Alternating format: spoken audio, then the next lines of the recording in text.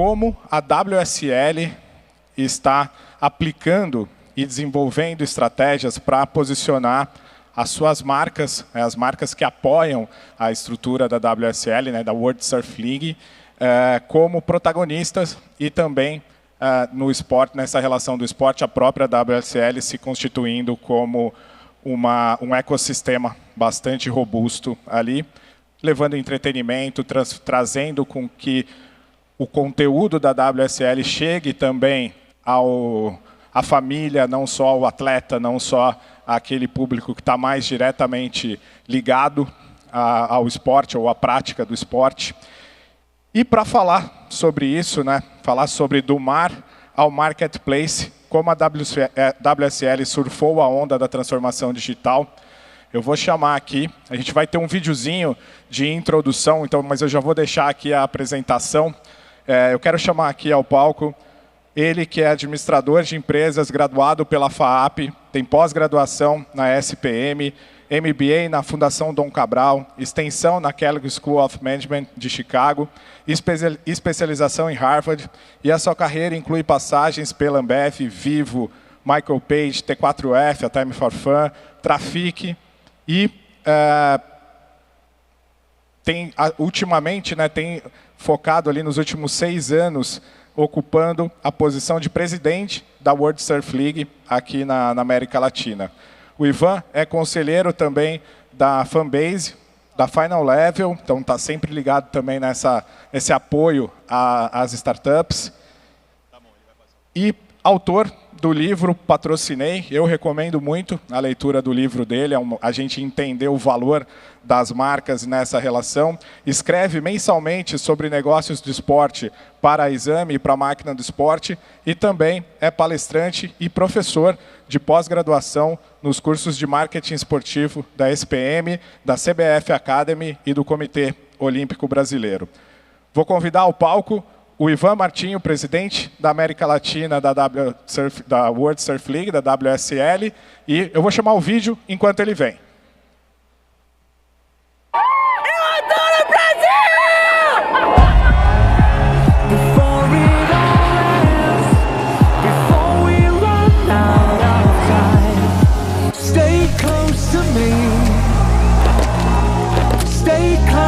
Estamos de volta ao Brasil, em frente a essa multidão e uma energia incomparável. Thank you, Brazil, too. I fucking love this place.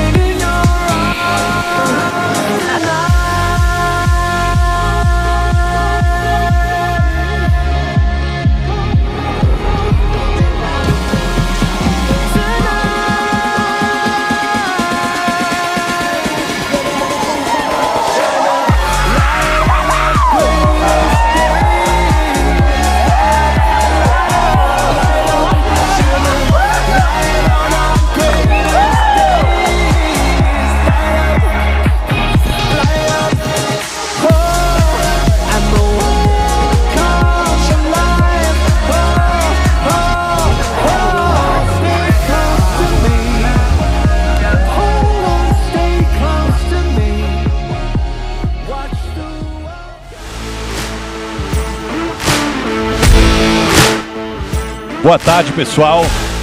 Muito prazer estar aqui. Minha primeira vez no Fórum E-Commerce, já tinha ouvido falar muito bem desse evento. Estou muito feliz de estar aqui com vocês, muito impressionado. Eu vi que a palestrante anterior também disse que estava muito impressionada com o tamanho. Que coisa mais incrível. Parabéns pelo mercado pujante que vocês atuam.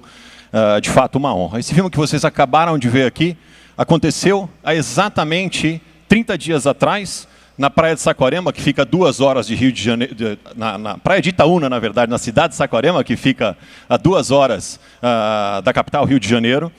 E esse é o maior evento de surf do mundo.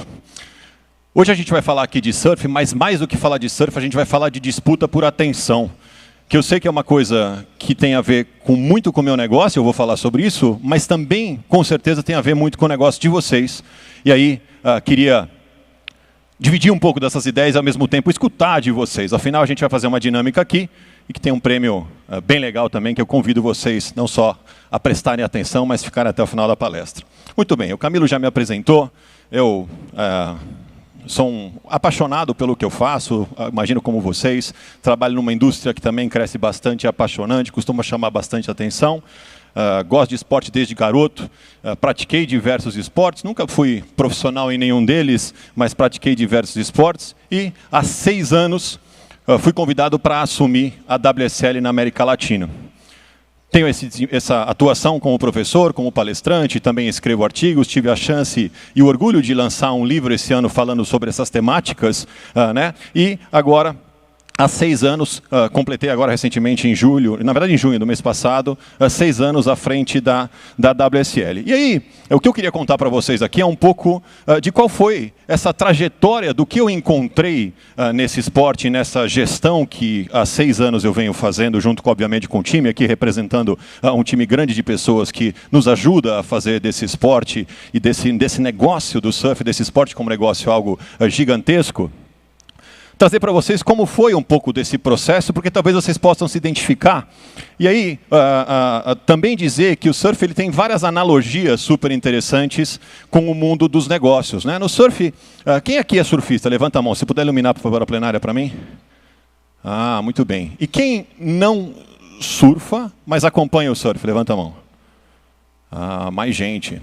Olha que coisa interessante. Queria chamar a atenção para vocês para essa pergunta que eu fiz, porque é muito interessante uma das premissas que eu usei quando comecei a trabalhar com isso e fazia diversas vezes essa pergunta.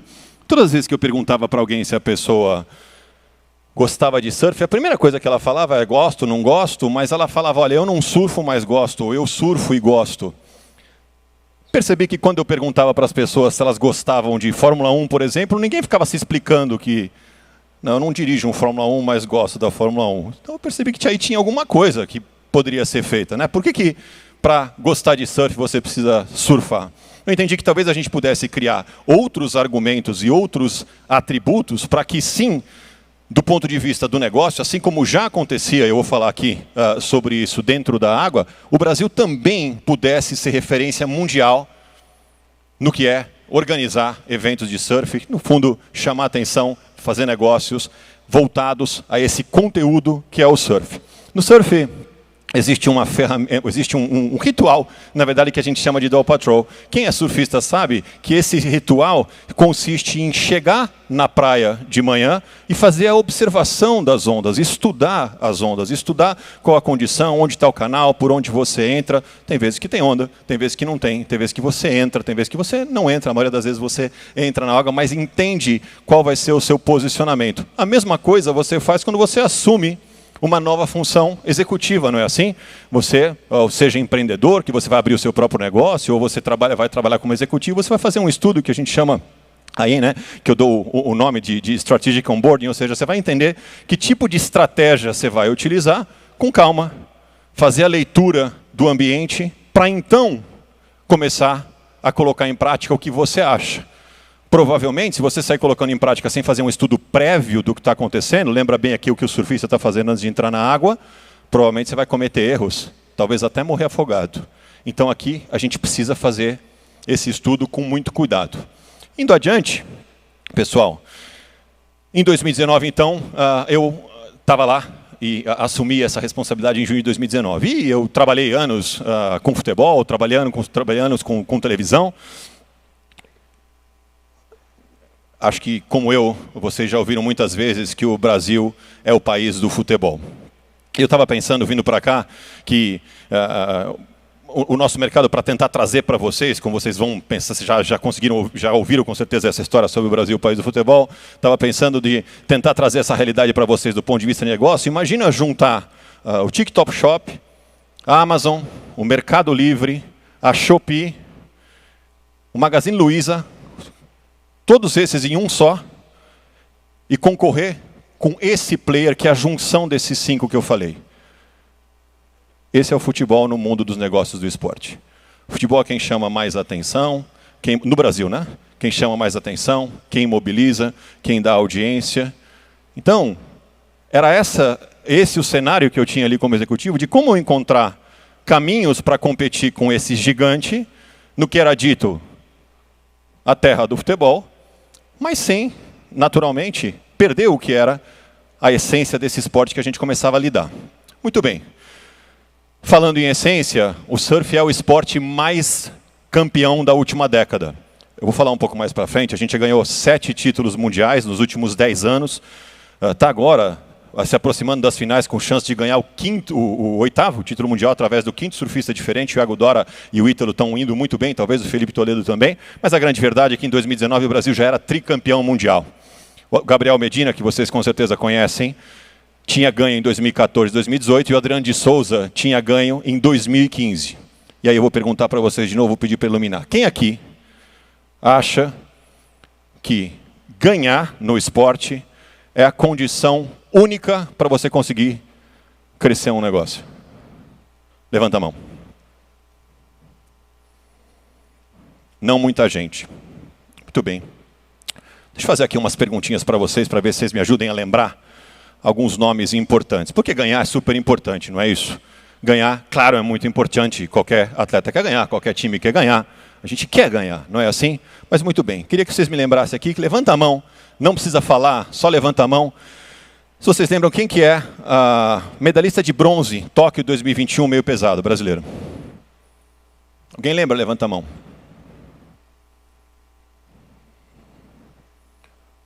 Pode falar. Falou? Eu não ouvi. Mayra Aguiar. Estava certa a resposta? Estava? Faz assim um positivo. Não. Errou. Muito bem. Outra chance. Ouro em Tóquio 2021. Pessoal, medalhas são conquistas de uma vida. Estamos falando de brasileiros aqui. Ouro, Tóquio 2021. Quem lembra? No boxe. Herbert Conceição, pessoal. Vou continuar meu quiz. Salto com vara está fácil. Salto com vara, Rio 2016. Levantem a mão, por favor, que eu tenho certeza que vocês lembram. Brasileiro. Ainda não. Thiago Braz, pessoal. Thiago Braz. Judô, agora, mais recente. Vamos aproximar aqui para ver se a gente lembra. Faz menos de um ano a Olimpíada de Paris 2024, pessoal. Medalha de ouro no judô, Paris 2024. Quem foi? Alguém lembra? Quem? Bia Souza. Tá certo? Muito bem, pessoal. E no judô, meio leve, masculino. Medalha de prata. Alguém lembra? William Lima. Última, vai, pessoal. Última. Marcha atlética. Com certeza vocês lembram do discurso emocionado dele quando ele ganhou essa medalha ao final da prova na marcha atlética. Quem lembra? Paris 2024, medalha de prata. Emocionante o discurso dele. Falou sobre o pai dele. Falou sobre o que era essa carreira, o que era essa conquista de uma vida medalhista. Caio Bonfim, pessoal. Estou provocando vocês para mostrar que medalhas são conquistas incríveis, que quem já teve algum tipo de contato com o esporte sabe qual que pode ser a dificuldade de você conquistar uma medalha.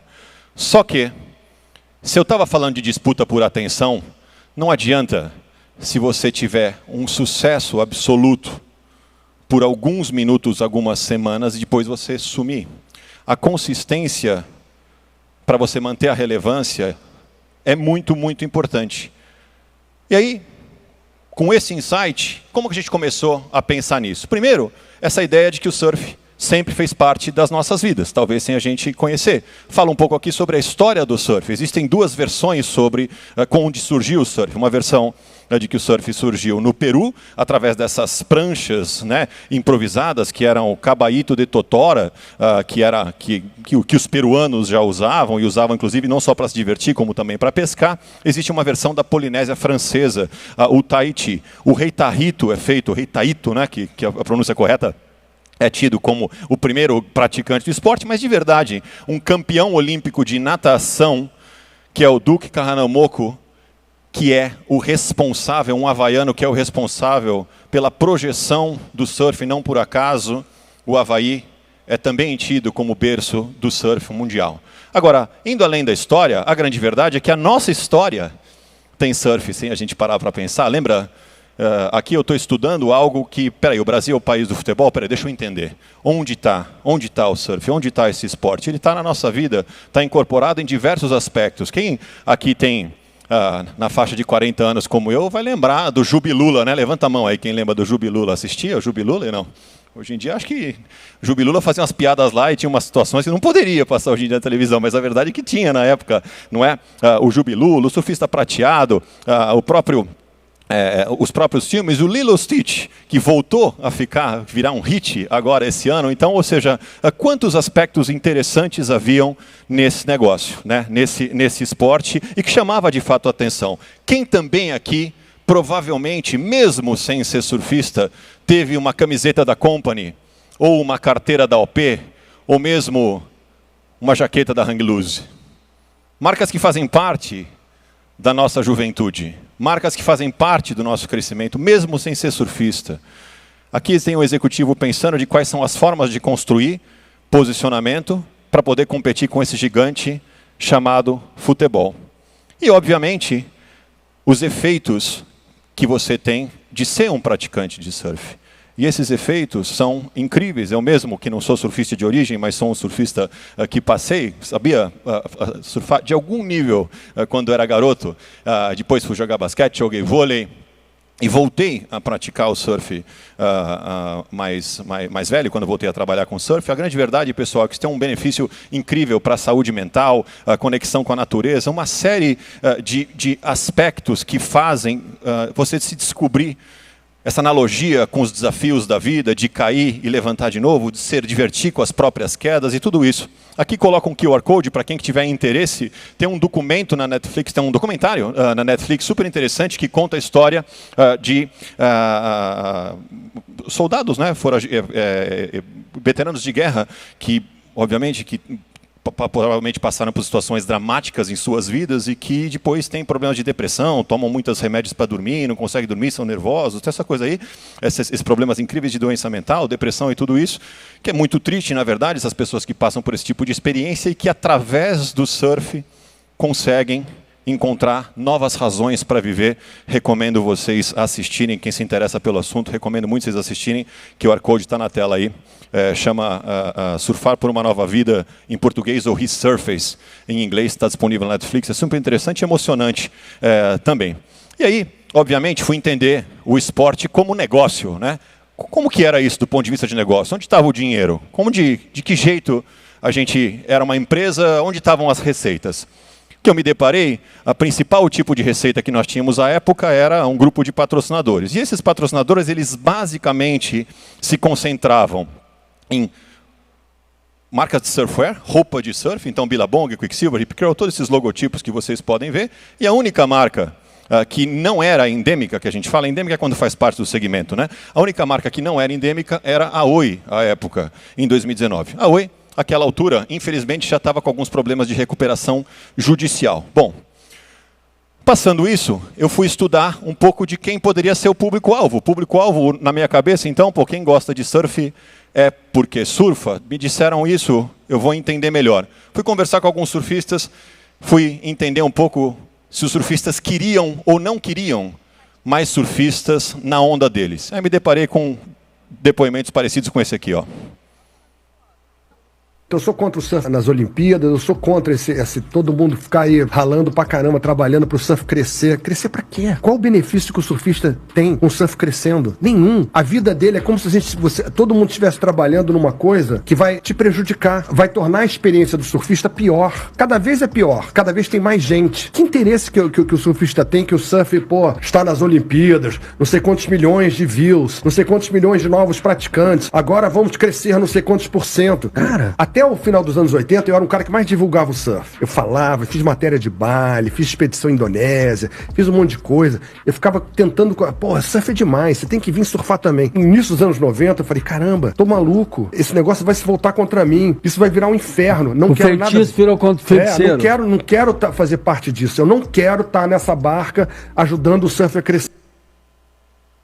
Interessante, né, pessoal? Imagina você estuda o público-alvo e ter um depoimento desse, que é exatamente o avesso do que a gente precisava fazer. E eu fui entender que esse tipo de depoimento era uma parcela, na verdade, das pessoas que poderiam se interessar, porque de fato o surf poderia ser, sim, grandioso e acompanhar as conquistas que estavam já acontecendo dentro da água, fora da água como esporte, mas através de uma estratégia diferente. Indo adiante nessa abordagem, provavelmente vocês aqui assistem futebol, gostam de futebol e tudo mais. A gente aprendeu a assistir futebol que dias, de maneira geral? Quarta-feira à noite, domingo à tarde. É verdade ou é mentira?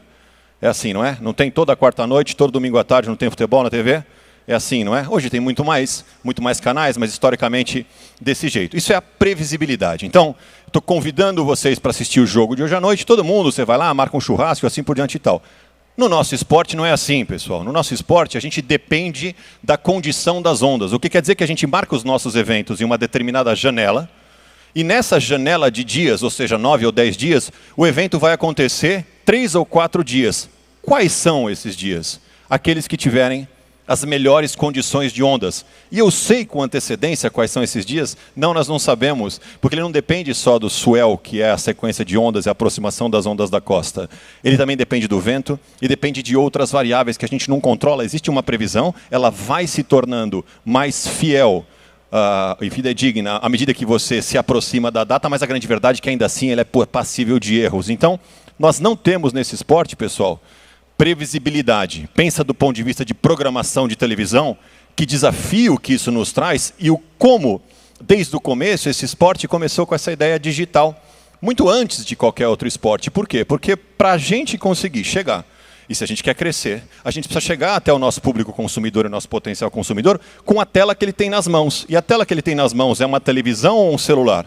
Então o nosso esporte, muito antes dos outros, já era um esporte que a gente chama de digital first. Ou seja, por quê? Grade de programação está basicamente dispensada. Outra coisa importante vocês devem saber que no modelo de receitas de qualquer entidade esportiva está a cobrança de ingresso. Você vai no jogo, qualquer que seja o jogo, de basquete, de futebol, de vôlei, você cobra lá o ingresso. Pode ser mais barato, pode ser mais caro, pode ser até às vezes solidário com uma doação, mas a grande verdade é que existe uma cobrança, não é isso? Numa arena. A praia é pública, pessoal, a gente não conseguia vender ingresso. Não consegue vender ingresso, né? Se a praia é pública. Todas aquelas pessoas que estão lá estão assistindo o espetáculo dos melhores atletas daquela modalidade do mundo e não pagam. E a arena? Quando a Viviane, o Camilo, a Margarete planejaram fazer a 16ª edição do Fórum E-Commerce, que já cresceu, como vocês sabem, era lá no Transamérica, veio para cá, está lindo, super bem montado e tudo mais. Eles estabeleceram aqui onde ia ser o palco do marketing e vendas, entende onde é a iluminação, a conectividade, o som, tudo isso. A gente faz a mesma coisa, só que de repente tem uma ressaca do mar e a areia, a faixa de areia que a gente planejou construir o nosso espaço, ele é muito menor agora, faltando 2 semanas para o evento. Ou seja, espaços como esse foram concebidos para receber eventos. A praia não foi concebida para receber eventos. A gente visita a praia e dentro de tudo que ela nos oferece de desafio, a gente promove eventos. Vocês já viram pelas imagens ali que as nossas estruturas são grandes, apesar de sustentáveis. Então, primeiro, facilidade de acesso. Um desafio, obviamente. As principais ondas do mundo, por algum motivo que Deus quis, não estão na cidade de São Paulo, não estão na cidade de Nova York, não estão nas grandes capitais do mundo. As principais ondas do mundo estão em paraísos, que provavelmente você quer ir de férias, mas que quem pega aqui um carro e viaja 50 quilômetros aqui para fora de São Paulo, às vezes já começa a sentir uma diferencinha na internet, não começa? Não é assim? Imagina quando você vai para a praia. Imagina quando a gente vai nesses lugares distantes, como que é ter conectividade para entregar o produto que a gente precisa, né? Estrutura em terreno, área de montagem, né? E, obviamente, internet de alta velocidade, que é um desafio enorme. Olha aqui os lugares onde a gente visita, algumas imagens dos lugares onde a gente visita, que são verdadeiros paraísos, todo mundo gosta. Aliás, a gente está começando o evento do Tahiti, que é o último evento do calendário antes das finais, na semana que vem, e depois a gente vai para o último evento em setembro, que é final de agosto, começo de setembro, que são as Ilhas Fiji. Então, ondas maravilhosas, lugares impecáveis, mas o desafio de produção, sem dúvida nenhuma, enorme. Cenário, então, pessoal, lá em 2019 era de um mercado publicitário que era potencial patrocinador, né? Quando eu falo mercado publicitário, eu entendia esporte como futebol.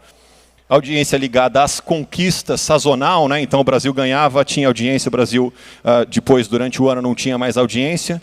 A gente, então, tinha uma marca de liga desconhecida, tinha uma marca muito forte dos atletas. Gabriel Medina, grande responsável até 2019, até hoje, né? Mas grande responsável por ter, que a gente fala, estourado a bolha, fazer um trabalho incrível como grande embaixador do surf, uma figura formidável, vencedora como o Gabriel, depois o Ítalo, depois o Adriano, a própria Tati Westweb, Silvana Lima, o Ítalo Ferreira, campeão olímpico, depois as medalhas de 2024 com a Tati, assim por diante, mas a liga a gente ainda não tinha, existia o recall do Brazilian Storm, mas como um esporte vencedor, o que era ótimo, um ponto positivo, mas um desafio do ponto de vista de produto, né? E finalmente, um hall de patrocinadores, como eu mostrei para vocês, que tinha seus desafios, afinal de contas naquela época já as marcas de surfwear, elas vinham perdendo espaço, e as marcas, e a Oi estava em recuperação judicial. Muito bem, tem esse cenário na minha frente, o que a gente podia fazer e qual onda que eu ia escolher para remar. Falei rapidamente para vocês aqui que uma entidade esportiva ele tem esses tipos de receita aqui, né? Então são direitos de transmissão, são patrocínios, que são as marcas. Direitos de transmissão você vende para emissoras quaisquer, pode ser a Globo, a ESPN, o Cazé TV. Então essas marcas, essas emissoras compram o direito de transmitir. Isso é um tipo de receita. Funciona assim com a gente, funciona assim com a NBA, funciona assim com o Corinthians, com o Flamengo, ou quem quer que seja.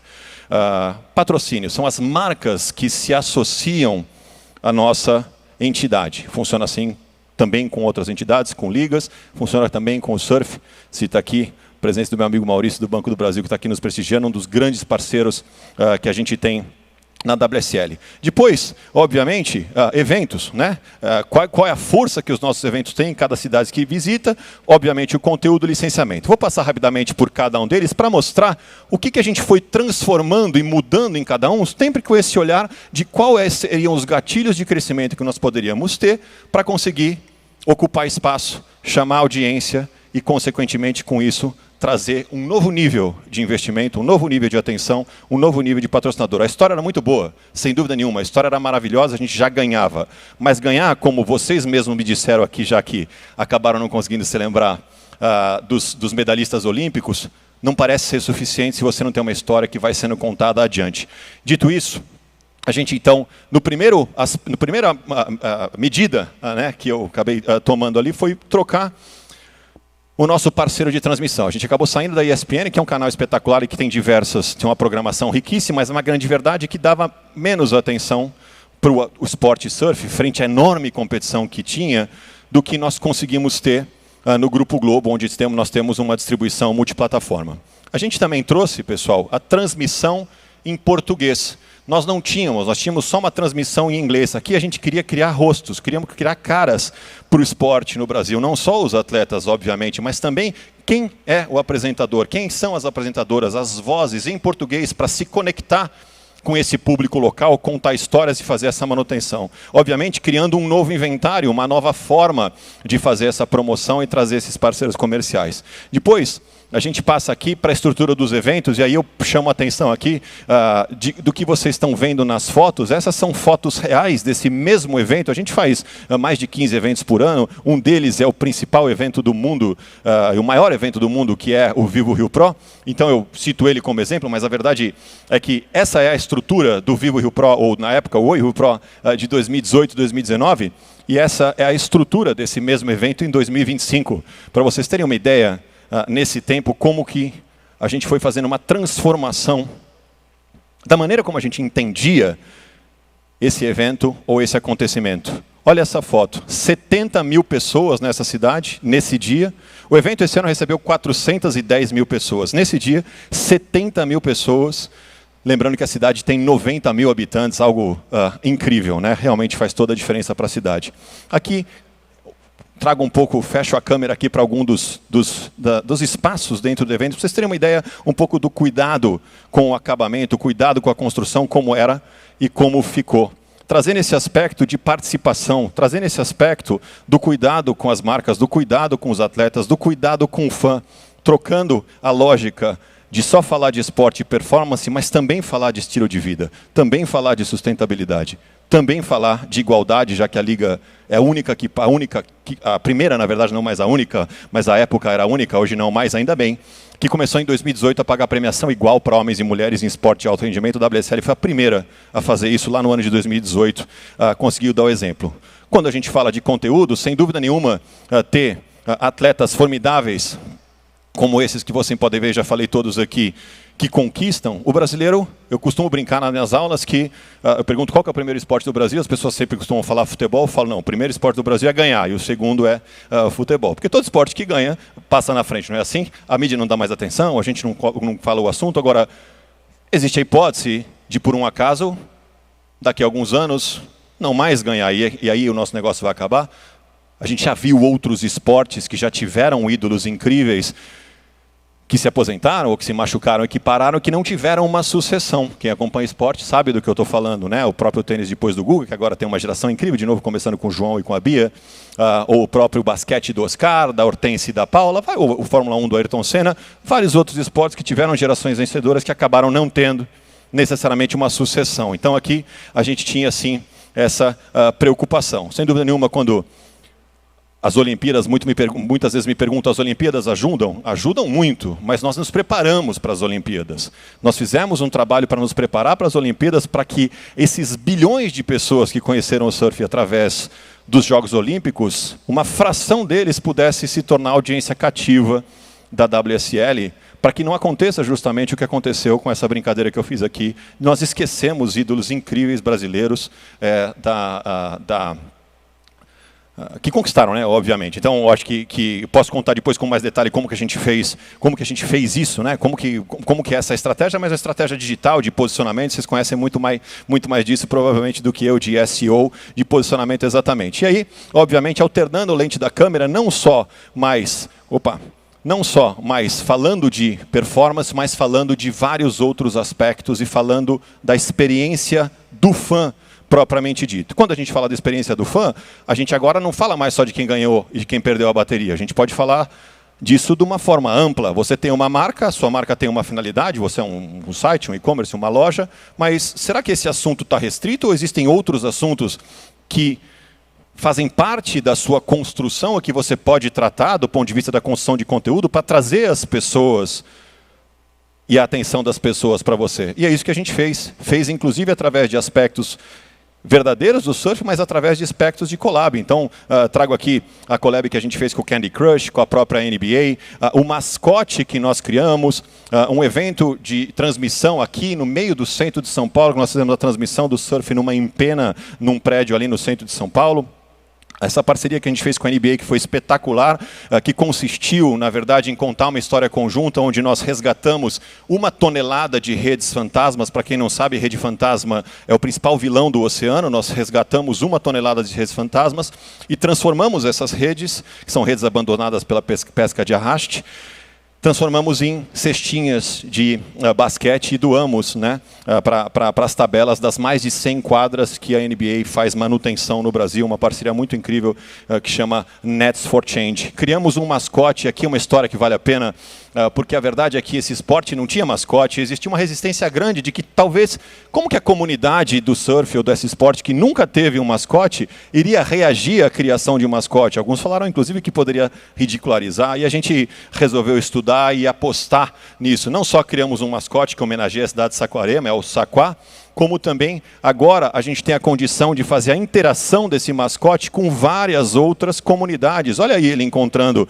o mascote do Flamengo, do Botafogo, da CBF, do vôlei brasileiro, da CBV e assim vai. Tudo isso é conteúdo. A gente cria conteúdo, cria histórias que até então nós não tínhamos um personagem que pudesse fazer isso e essa interação. Tínhamos, obviamente, os atletas, mas lembra que aqui a gente também está trabalhando na construção dessa marca da Liga, propriamente dito, a ponto de fazer uma corrida de rua temática inspirada na Disney Magic Run, quem já correu sabe como é que é, a gente fez uma corrida de rua no dia 12 de outubro do ano passado, em Saquarema, que foi um sucesso absoluto, mais de 1.200 participantes, coincidindo com um dos nossos eventos que a gente faz lá, mas vai mostrando um pouco de até onde, né, elasticidade de marca, até onde pode ir essa marca, até onde essas ideias podem ir, e, obviamente, a maioria dá certo, algumas não dão tão certo, mas a gente vai apostando. Uma das verdades do surf é que música faz parte desse estilo de vida. Então, lá no ano passado, a gente resolveu fazer um show de abertura desse grande evento o Rio Pro, fizemos um show de abertura, foi um sucesso, a gente gostou dessa ideia.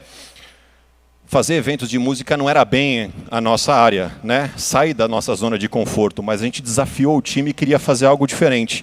Esse ano a gente fez um evento em Maresias, aqui mais pertinho de São Paulo, 2h30 com o show do Donovan Frankenreiter e depois um show do Gabriel Pensador, e aí a gente criou coragem para ir além e fazer de fato um festival de música esse ano, que funcionou como evento de abertura no dia 19 de junho no Corpus Christi, em Saquarema. Mostra um pouco das imagens para vocês.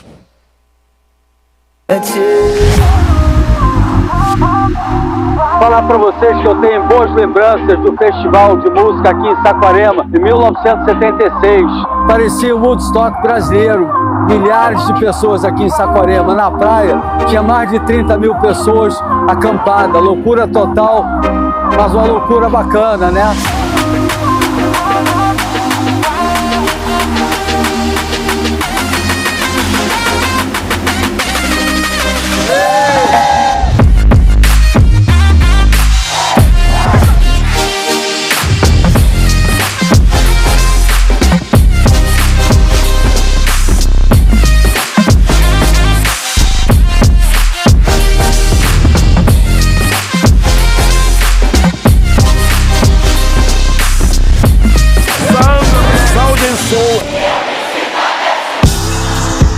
Rapaziada, porra, maior vibe, aquele pique Saquarema representando, energia lá em cima, parabéns todo mundo, toda a organização aí, festival, cidade, tudo. Muito obrigado. Povo de Saquarema, é nóis, até a próxima.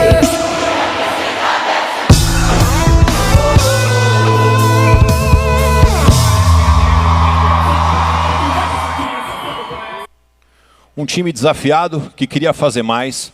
Não era naturalmente o conhecimento prévio do nosso negócio, do expertise das pessoas de fazer isso. Obviamente a gente foi buscar parcerias e conseguiu realizar algo que já na primeira edição foi um sucesso absoluto, explorando temáticas que têm a ver, mas com esse aspecto de tomar riscos controlados, ousar e trazer novidades não só para os nossos fãs, mas também para as nossas marcas patrocinadoras. Dá uma olhadinha como que era a forma como a gente contava a história do nosso negócio nas redes sociais, lá do seu lado esquerdo, e como a gente faz hoje, entrando nas trends, transformando os nossos atletas, nossos personagens em verdadeiras celebridades que ultrapassam o universo dos limites do esporte, né? A gente fala não mais só com as verticais do esporte, do veículo esportivo que cobre o esporte, que a gente chama de mídia vertical, mas fala agora com várias portais e veículos. Por quê?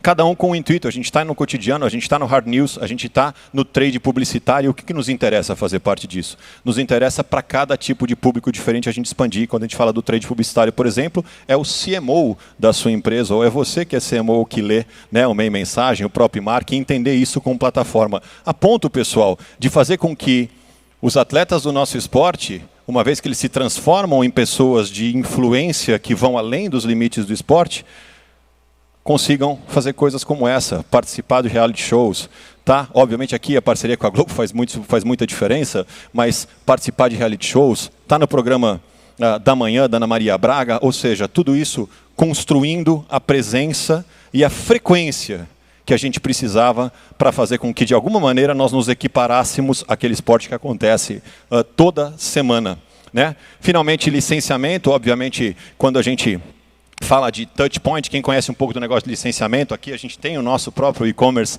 obviamente vende, na grande maioria das entidades esportivas, com exceção talvez da NBA e dos principais 10 times de futebol do Brasil, licenciamento é mais sobre touchpoint, ponto de contato, que a gente chama com o fã, do que efetivamente uma receita super relevante. Mas é muito importante do ponto de vista de construção de marca. Você colocar as pessoas para usar a sua marca faz de fato muita diferença, né?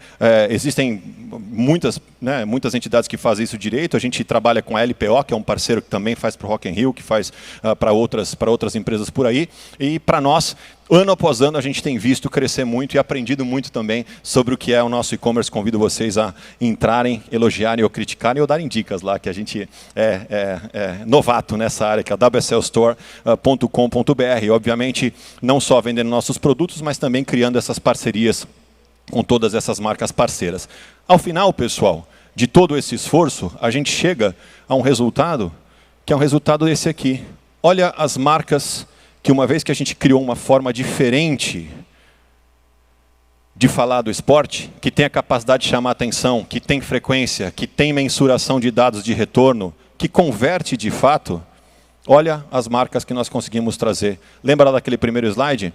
Por uma coincidência, aqui a gente não tem marcas mais de surfwear. Isso não é um desejo, isso é uma característica do mercado. A verdade é que várias dessas outras empresas criaram, né, ocuparam esse espaço por entender que esse grande movimento que nós criamos era capaz de ser interessante para as marcas deles. E assim, então, a gente, né, vai construindo algo como isso, trazer marcas como o próprio Banco do Brasil, que está desde 92 no vôlei, e agora nessa estratégia já há 3 anos com a gente renovado por mais 4 anos, a Vivo, a Red Bull, a Apple, a Corona, a Natura, a Unilever, marcas desse calibre acreditando nesse esporte. Veja, lá no começo, em 2019, isso talvez fosse impensável quando a gente assumiu e tinha aquela característica. Então, estou falando aqui da transformação de um produto, de uma forma que a gente tem de enxergar o nosso negócio, algumas matérias que saíram. Mostro para vocês aqui um pouco de um vídeo que conta o antes e o depois.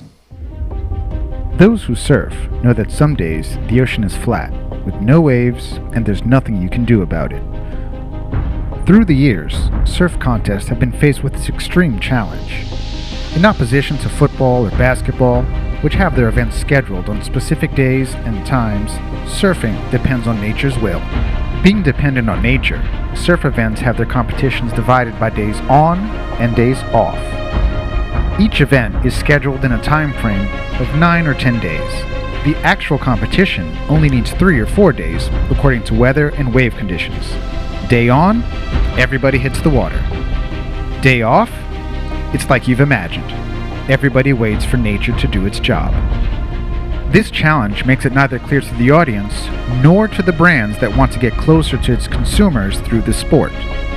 That's why, even though Brazil has its most victorious generation in the past 10 years, the sport of surfing in Brazil struggled to convince brands about its potential. Expectation, frustration. This needed to change. But how to make the audience and brands understand surfing's singularities? We decided to face the challenge. Just because there's no competition in the water doesn't mean there shouldn't be any people on the shore. We transformed the sand into a new platform for WSL Brazil. Instead of empty beaches on a day without waves, we brought excitement to the sand. Music, partner activations, fan engagement, and most importantly, fun. Instead of just bringing brands to surfing, we brought the best of what surfing represents to the brands. The skills of adapting, enjoying, and taking advantage of all the opportunities connected with the event. Using this change in approach, we attracted numerous sponsors, each of them with different activations. Live shows, zipline and rock climbing, exclusive bars, wave pools. We have redefined this concept in surfing and turned the day off into a day on for the audience. More than this, the day off is now a day in for entertainment. Everybody loves a party, and when the day is called on, all the action is focused back to the water. More and more brands want to be part of the event, increasing their investments. So we have all the athletes in the water, people on the sand, but no one in the air. Hey, stop right there. We had that too. The Brazilian Air Force also provided an unforgettable acrobatic air show. In addition to visibility, we had a tremendous increase in the economic impact that the event had on the city, benefiting not only those involved, but the entire community. So everyone knows that some days may lack waves, but with the WSL in Brazil, every day is on.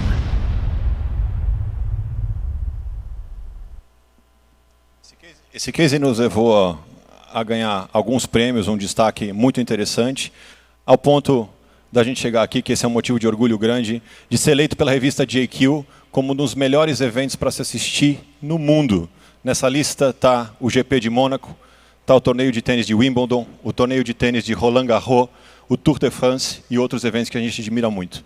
Então, fazer do Brasil uma referência, né, fora da água, tanto quanto dentro da água, é de fato um motivo de orgulho para nós. Eu digo sempre para o meu time, né, que a gente assumiu um esporte e faz a gestão de um esporte que tem coincidido, tem muitas conquistas, e isso sem dúvida nenhuma muda tudo. Mas o que a gente faz com essas histórias, o que a gente faz com essa atenção, já que a gente tem essa atenção das conquistas, é que vai fazer diferença do produto e vai fazer diferença nas nossas vidas e na vida da empresa. Muito obrigado, pessoal.